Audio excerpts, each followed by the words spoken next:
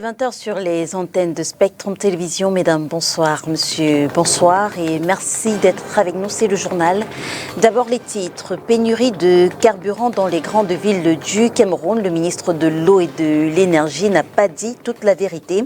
Dans un communiqué presse, Gaston Elundou Somba affirmait que dès le mardi 12 décembre 2023, tout rentrerait dans l'ordre. Mardi 12 décembre, aujourd'hui, force est de constater qu'on est loin de la promesse du ministre. Dans les stations-service, le précieux liquide se fait toujours aussi rare et lorsqu'il est disponible, il faut s'armer de patience face aux longues files d'attente. Et puis affaire d'Ampulo, MTN Cameroun, le JCAM se prononce. Dans un communiqué rendu public il y a quelques jours, le patronat dénonce notamment la récente décision du tribunal de première instance de Douala-Bonanjo qui ordonne à Afriland First Bank de cantonner dans ses livres les sommes d'argent logées dans le compte Mobile Money Pool Account. On en reparle dans ce reportage que signe Makedali Dinotium. Et puis épidémie de punaise à Yaoundé. Les habitants de la briqueterie sont en alerte. Le dispositif de surveillance à base communautaire du ministère de la Santé publique a confirmé leur présence. Et alors que le docteur Manaouda Malachi assure que les équipes sont à pied d'œuvre pour circonscrire et désinfecter les habitations, les habitants, eux, ne savent plus où donner de la tête. Mesdames, bonsoir. Monsieur, bonsoir et merci d'être avec nous pour votre 20h. Il s'ouvre d'ailleurs tout de suite en langue anglaise avec vous, Joséphine Binzi. Bonsoir. Good evening to you, Leila. Good evening to you, viewers. Thanks for watching tonight's Primetime Bilingual Newscast on Spectrum Television. As announced on our top stories, Douala and its environs continue to suffer the devastating effects of fuel scarcity as it enters day number 4. O'Neill Ladonet went around filling stations in town only to find most of them are either empty or overcrowded. What is the coping mechanism so far? Find out in the following report. Despite being written in bold letters, Gazole has now become precious stones in filling stations. Moving around the city of Douala today, one can immediately notice the deserted nature of stations with little or no transporters around.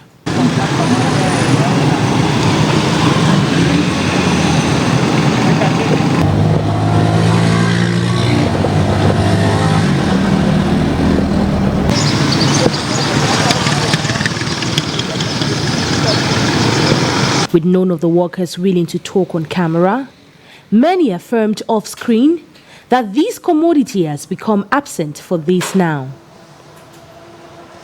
The little quantity received during this period is rationed so most customers can restart their engine. The scarcity of diesel has been experienced since, with the Minister of Water and Energy Gaston Elundou Somba calling on all and sundry to keep calm as the situation is being looked at by government. At the Cameroonian Company of Petroleum Depots, nothing speaks of a change soon. With a suitable solution pending, transporters continue to complain of the impact of this scarcity to their sector of business. Affaire d'Ampulo et MTN Cameroun, le groupement interpatronal du Cameroun se prononce. Dans un communiqué rendu public il y a quelques jours, le patronat dénonce notamment la récente décision du tribunal de première instance de Douala-Bonanjo qui ordonne à Afriland First Bank de cantonner dans ses livres les sommes d'argent logées dans le compte Mobile Money Pool Account. Makedali Dinotium pour plus de détails. 16 novembre 2023, le juge du contentieux de l'exécution du tribunal de première instance de Douala-Bonanjo décide et ordonne à Afriland First Bank de cantonner dans ses livres les sommes d'argent logées dans un compte Mobile Money. Une décision contestée par le patronat qui estime que les fonds logés dans les comptes sont insaisissables d'après les textes des autorités bancaires de la sous-région Afrique centrale, relève le site d'information en ligne ecomatin.net. Dans un communiqué rendu public le 1er décembre 2023, le président du groupement interpatronal du Cameroun rappelle que les fonds qui transitent sur les plateformes numériques des opérateurs du réseau des télécommunications appartiennent aux titulaires de comptes de monnaie électronique dans les livres de ces opérateurs et sont loin d'être leur propriété. Fin de citation. Par conséquent, l'application de la décision de justice pourrait entraîner des conséquences dévastatrices non seulement sur la paix sociale au Cameroun, mais aussi sur l'attractivité des investissements dans notre pays, selon Célestin Tawamba. En effet, l'activité mobile money de MTN est la plus prospère au Cameroun par rapport aux autres pays d'Afrique francophone, avec plus de 5 millions d'abonnés répertoriés en 2022. Pour mémoire, une guerre judiciaire oppose depuis septembre 2022 au Cameroun le milliardaire Baba Dampulo au groupe sud-africain MTN. Guerre déclenchée par l'homme d'affaires qui veut obtenir compensation après la liquidation de son parc immobilier en Afrique du Sud par la First National Bank. Et les acteurs de la filière bois appellent le gouvernement camerounais à mettre sur pied des stratégies pour sauver leur filière. Au cours d'une conférence de presse donnée ce jour dans la capitale politique du Cameroun, ils ont énuméré les difficultés qu'ils rencontrent au quotidien, difficultés financières, mais également pression fiscale. Voici un résumé de cette conférence de presse. Ce qui est attendu dans l'ordre des finances, si on fait une simulation, c'est 45 milliards. Je dois dire qu'on donne déjà pratiquement un peu plus de la moitié en fonctionnant normalement. Mais là, on est là, en voulant trop gagner, risque de tout perdre. Parce que dans tous les cas, si le secteur est en arrêt d'activité, les 45 milliards attendus ne pourront pas être là. On suggère donc au gouvernement. La première chose, c'est les infrastructures. Lorsque le président a investi sur les routes, que les routes ne sont pas là, tout le monde en souffre, y compris le secteur forestier. C'est la première chose. La deuxième chose, sur le plan spécifique, c'est la pression fiscale qu'on subit depuis pratiquement une quinzaine d'années et qui est arrivée au niveau où elle n'est plus tenable. Les recommandations, il y en avait 3. La programmation d'arrêt des activités de destruction de bois en grume à l'horizon janvier 2026. Deuxième chose, choix des essences qui peuvent être encore transformées localement et d'autres qui peuvent être faites sous forme de grume.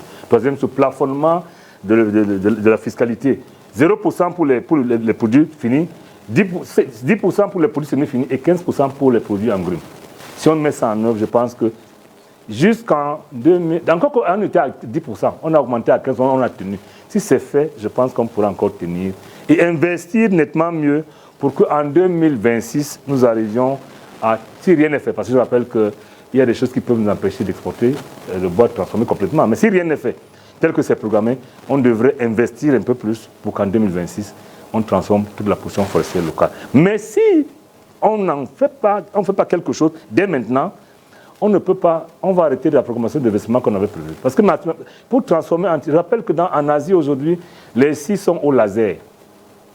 Une scie peut coûter 1 milliard de francs. Vous ne pouvez pas investir 1 milliard maintenant en sachant que vous n'allez pas rentrer dans vos fonds. C'est le minimum. Donc, de grâce, et c'est une supplication avec le chef de l'État, qu'ils veulent bien prendre une ordonnance qui puisse ramener les choses dans l'ordre. L'ordre, c'est ce qui a été convenu de commun accord par le comité interne mis en place par le Premier ministre et pour le comité de la dernière fois 2023. Et un atelier de clôture institutionnelle du projet Centre d'innovation verte pour le secteur agroalimentaire a eu lieu ce jour à Yaoundé. Fruit de la coopération bilatérale entre le Cameroun et l'Allemagne, ce programme, en 9 années d'intervention, a formé près de 200 000 producteurs dans les chaînes de valeur pommes de terre, cacao et aviculture villageoise. Inès Pangan pour plus de détails. Après la formation, la balle est désormais du côté des partenaires. La GIZ veut miser dans la durabilité. Dans le PROSISA, entendez projet Centre d'innovation verte pour le secteur agroalimentaire. Il a été mené d'une part dans les régions de l'Ouest, de l'Adamawa et du Nord-Ouest pour les chaînes de valeur pommes de terre et aviculture villageoise et d'autre part dans les régions du Sud-Ouest et du Centre pour la chaîne de valeur cacao. Une croissance qui a été faite durant ces 9 dernières années et nous sommes heureux de ce partenariat puisque les partenaires ont démontré à travers la coopération dans quelle mesure ils sont aptes et prêts aussi à reprendre les initiatives et c'est ce que nous souhaitons parce que la durabilité ne peut se faire qu'à l'aide de nos partenaires ici au Cameroun. Dans le détail, il s'est agi de l'amélioration du matériel végétal, le traitement post-récolte, l'accès aux semences de qualité, la mécanisation, l'irrigation solaire les services de provenderie à travers des broyeurs mélangeurs et des bonnes pratiques d'élevage ou d'agriculture et entrepreneuriale. Il vise à implanter dans les pays hôtes, dans les pays où nous travaillons, dont aussi le Cameroun, d'installer et d'instaurer, d'initier des initiatives, des innovations qui porteront loin dans le sens qu'elles créent des emplois, qu'elles arrivent au niveau agricole, au niveau socio-économique, de donner des effets positifs dans la vie quotidienne de la population. Fruit de la coopération bilatérale entre le Cameroun et l'Allemagne, ce projet, en 9 ans d'intervention sur le terrain, a formé plus de 240 000 producteurs, généré plus de 1000 emplois. Un atelier de clôture institutionnelle du PROSISA a lieu ce 12 décembre 2023 à Yaoundé. Le Social Democratic Front et les organisations de la société civile désormais main dans la main pour défendre les droits des populations camerounaises. C'est du moins ce qui ressort d'une convention signée ce jour au siège du parti à Yaoundé. Je vous propose d'écouter Joshua aussi. Today marks a big day for the Social Democratic Front as we signed this convention between the trade union confederations and the Social Democratic Front. It's the beginning of a long journey in the interest of Cameroonian workers. We called our platform the Calamo, which is the Cameroon labor movement. And this is intended to defend the interests of Cameroonian workers at the decision level so that the platform together can work with the trade unions to make sure that what we do in parliament, what we do in our councils, and what we do at government level is in the interest of the trade unions. I'll just use one small example. Before we got here to this point, we realized that our own wish for a minimum salary did not correspond to what the labor movement wanted. And so we realized that we weren't talking to each other as we should. And as a Social Democratic Party, we stand on the side of Cameroonians, we stand on the side of Cameroonian workers. And so we have an obligation to work hand in hand with the trade unions. And I think the trade unions as well, they need a voice in politics. And as it is in the whole world, social democratic parties, left-wing parties are those who defend the interests and the position of trade unions. This whole convention, this whole movement started back in May 2023 when about 20 trade unions met with the Social Democratic Front. And this platform is open for all those who want to work in the interests of Cameroonian workers to join us, to make sure that Cameroonian workers have a decisive voice in that the civil society, the trade unions, and political parties come together to defend these workers with one voice. So, Épidémie de punaises de lit à Yaoundé, notamment au quartier Briqueterie, les habitants sont en alerte. Le dispositif de surveillance à base communautaire du ministère de la Santé publique au Cameroun a confirmé leur présence. Le docteur Manaouda Malachi assure que les équipes sont à pied d'œuvre pour circonscrire et désinfecter les habitations. Olivier Bouziqueux s'est entretenu avec quelques habitants du quartier Briqueterie. Je vous propose ce reportage. Yaoundé, les punaises envahissent la briqueterie. C'est vrai, beaucoup même. Chez moi, même comme ça, là, il y a ça chez moi, au domicile. Je n'arrive pas à dormir la nuit. Ça suit seulement le sang. Peut-être que d'autres maladies là vont arriver après. Mais pour le moment, on ne constate rien. Ça suit seulement le sang. Vraiment, ça fait vraiment des ravages, puisque les gens se plaignent beaucoup, les gens ont perdu plein de choses. D'autres gens cherchent même à déménager. Beaucoup de maisons sont en train de se plaindre de ces punaises-là. Pour la plupart, c'est la première fois d'entendre parler d'une épidémie de punaises. Je ne connais pas encore, parce que je n'ai jamais eu ça. C'était avant au village que je comprenais qu'il y avait les puces, mais en ville là, je n'ai jamais compris ça. Donc je ne connais même pas ce qu'il faut me verser dans ma maison pour que ça n'arrive pas chez moi. Ça fait déjà 4 mois. J'ai déjà mis le pétrole, on me dit fais ceci, je fais, on me dit fais cela, je fais. Mais jusque là, ça ne donne pas. Ça peut faire 2 jours. Ça, tu ne mets pas le pétrole, après 3 jours, ça remonte encore. Parce que ça pond des petits œufs. Et que les œufs là s'éclatent, tout ça revient un jour. Selon les experts, l'insalubrité est l'une des principales causes de la présence de ces parasites. C'est des puces qui viennent de l'Europe. Des matelas importés et des chaises importées qui viennent avec ces puces-là. Et ça se retrouve dans tous les quartiers, y compris la briqueterie, parce qu'il y a des maisons où les habitats qui sont précaires. Après l'alerte donnée par le sous-préfet au chef de 3e degré, les premières mesures de riposte ont été prises. Il y a les prières dans les mosquées là-bas par rapport à ça. Les gens sont descendus ce matin sur le terrain, dans la mairie Yaoundé 2, pour pulvériser les produits. Je demande au secours à l'État camerounais de nous aider à désinfecter le pays, parce que le pays est attaqué. Le renforcement des campagnes de désinfection permettra certainement d'endiguer l'invasion de ces punaises à Yaoundé. Toujours à Yaoundé, les sapins de Noël sont disponibles au marché central de Yaoundé, vous l'avez compris. Pourtant, les clients ne se bousculent pas aux portes à quelques jours seulement de la célébration de Noël. Ceci aux grandes dames des commerçants. Inès Pangan, cette fois. Totalement, partiellement ou pas du tout recouverts de flocons de neige, les sapins, accessoires de décoration de Noël, sont disponibles au marché central de Yaoundé. Un sapin de neige. Avec la neige, ça dans le bout blanc, c'est un peu présenté comme la neige. C'est ce qu'on appelle le sapin de neige, avec neige. Bon, d'autres préfèrent ceux qui n'ont pas la neige, d'autres préfèrent ceux qui ont la neige. D'autres personnes disent que c'est que la neige là, ça quitte. Ça quitte. Et pour finir, ça devient toujours comme le simple sapin. C'est pour ça que bon, la plupart aiment prendre ceux qui n'ont pas la neige. À quelques semaines de la célébration de la Nativité, les clients se font rares. Mais les vendeurs rassurent, les prix sont variables et peuvent satisfaire différentes bourses.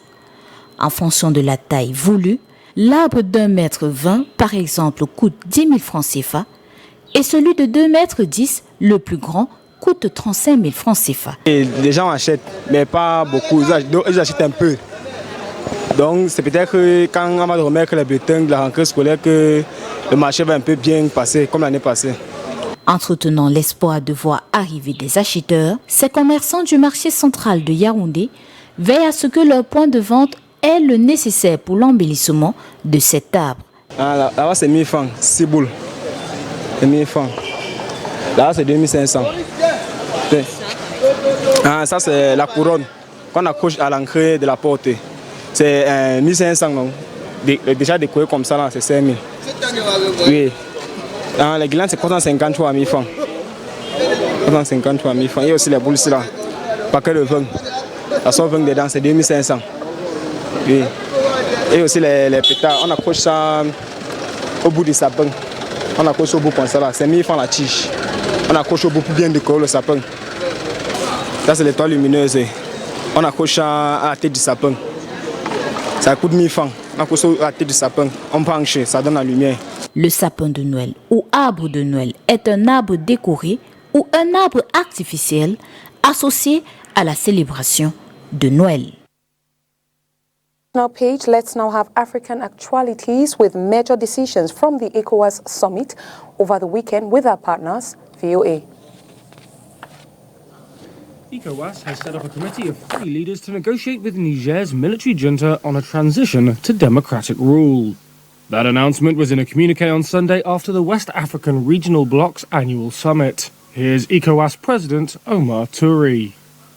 The authority will progressively ease the sanctions imposed on Niger.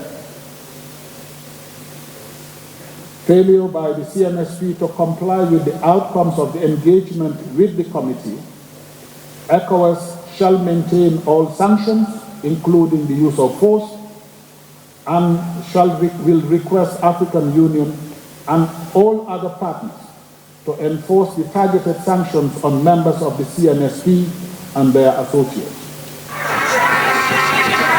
In July, Niger became the latest ECOWAS member to undergo a coup. ECOWAS responded with sanctions, including border closures and cuts to the power supply that Niger says has led to a shortage of medicines and food. The stated aim of the ECOWAS committee, comprising the leaders of Benin, Sierra Leone and Togo, is to agree with Niger's junta on a short transition roadmap and work towards the speedy restoration of constitutional order. Similar coups have taken place in Mali and Burkina Faso, spurred in part by frustrations over a spiralling jihadist insurgency in the Sahel region. But the juntas have appeared to be clinging to power, dragging their feet on negotiations and proposing 3 to 5 year transition timelines that regional bodies say are too lengthy. And now in sport, who succeeds Patien Wasu as the newcomer of the year? The 2023 Ballon d'Or is around the corner with 8 outstanding players nominated in this category. Oni Ladonette tells us more. The 2022-2023 season was a breakthrough year for many young stars in the world of elite football. 8 of them have earned a spot among the nominees for the prestigious Cameroon Ballon d'Or, which will be held on Saturday, December 16, 2023. Atama Frank of Bambutus of Buda, Avon Mathieu of Faux-Vazu, Ben Bong Jr. of Aigle of the Menoir, Zimbi Patrick of Colombe Sportive of Jan Lobo, Mosobo Gaspar of Apijes, Moussou Jean who plays for Coton Sport, Gazelle FA's Noisok Galis. Last but not the least, Kache Boris, who played for Rangers FC, are the 8 nominees for the Revelation of the Year category. At 17 years, Zimbi Patrick signed for Colombe Sportif from JK Sport in the South region, where he had an exceptional season, scoring 12 goals. The striker made his Elite 1 debut last season. He is a versatile player with exceptional skills that poses a threat to defenders. Kache Boris needs no introduction. The 21-year-old is last season's Elite 2 highest goal scorer with 16 goals and 5 assists for Rangers FC of Bafut. Gazelle FA's Noisok Kalis finished the 2022-2023 season as second highest goal scorer for Gazelle with a total of 7 goals and 3 assists. As for Moussou Zhang, the 18-year-old is a key midfielder for Coton Sport. The absence of Kaiba Jawal has paved the way for Moussou to work his talent for Coton Sport and Cameroon's junior selection and now the national team. Goalkeeper Mesobo Gaspar is another exceptional talent. The 17-year-old helped Apijes maintain their Elite 1 status, secured Cameroon a first gold medal under Samuel Eto'o at the Francophonie Games, making over 8 saves. Bembong's talent knows no bounds.